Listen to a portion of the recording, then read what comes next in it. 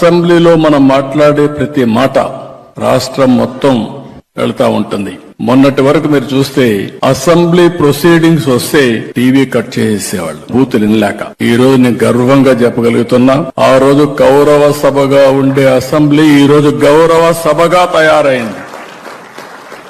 ప్రజలు కూడా మనల్ని ఫాలో అయ్యే పరిస్థితికి వచ్చారు. ప్రజలకు కావాల్సిన సమస్యల పరిష్కారం, ఒక పాజిటివ్ మెసేజ్ కావాలి. బూతులు తిట్టుకుంటే తిట్టిన వాడికి ఆనందం గాని ప్రజలకు కాదని చెప్పి కూడా నేను మీకు తెలియజేస్తున్నా. నిన్న మీరు చేశారు స్పోర్ట్స్ 3 రోజులు. మీరు ఇక్కడ స్పోర్ట్స్ ఆడిన విధానం మీరు చూస్తే రామ్ ప్రసాద్ రెడ్డి గాని స్పోర్ట్స్ డిపార్ట్మెంట్ గాని ఇంక ప్రమోషనే అవసరంలా.